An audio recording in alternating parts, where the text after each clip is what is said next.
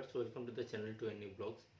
তো অন্যান্যদের মতো আজও একটা ভিডিও নিয়ে নতুন আমি এসেছি আপনাদের কাছে। তো আজ যে জিনিসটা বলবো সেটা হচ্ছে, আমরা তো দেখেছি যে হিমালয় পর্বত, এবং শুনছিও যে হিমালয় পর্বতের বরফ গলে যাচ্ছে, নর্থ পোলের বরফ গলে যাচ্ছে। তো বরফ গলে গেলে তো অ্যাকচুয়ালি উচ্চতা কমে যাবে, কিন্তু অ্যাকচুয়ালি ঘটনা তাই না।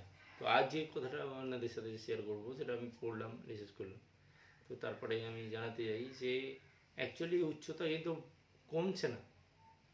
আর কমছে না মানে শুধু বরফ গলে যাচ্ছে ঠিকই, কিন্তু অ্যাকচুয়ালি উচ্চতাটা কমছে না। যেরকম আমরা দেখছি বিভিন্ন জায়গায় ভূমিকম্প হচ্ছে, এগুলো অ্যাকচুয়ালি বিভিন্ন যে ইউরেশিয়ান প্লেট, টেকটনিক প্লেট আছে, এগুলো যে কোটি কোটি বছর আগে থেকে যে যখন পৃথিবীর সূচনা হয়েছিল, মানে পৃথিবীর সৃষ্টি হয়, তখন থেকেই কিন্তু এই টেকটনিক প্লেটের মুভমেন্ট শুরু হয়েছিল।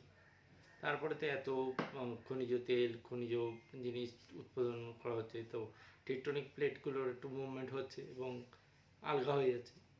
তো এরকম টেকটনিক প্লেটের আলগা থেকেই যে আমাদের হিমালয় পর্বত যখন 4 কোটি বছর আগে শুরু হয়, সেই 4 কোটি বছর আগে যখন শুরু হয়েছিল তখন ওগুলো প্রেসারে হিমালয় পর্বতের গঠন হয়েছিল।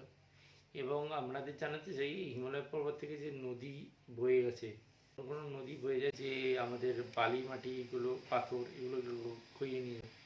এবং যখন ক্ষয়ে যায় তখন পাশের যে জায়গাটা গর্ত মতো হচ্ছে এবং যেখান দিয়ে নদী বয়ে যাচ্ছে তার পাশের অংশগুলো তো প্রেশার পায়।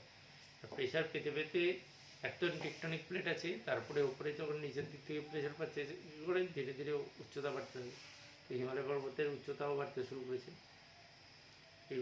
এটাকে অ্যাকচুয়ালি বলা হয়, এটা যখন নিচের দিকে থাকে বা পিছের বাড়তে হচ্ছে। তো এইটাই আমি পড়লাম এবং রিসার্চ করলাম। এরকম বিভিন্ন নতুন নতুন ইনফরমেশান নিয়ে আমি আপনাদের সামনে আসি, আপনারা তো জানেন।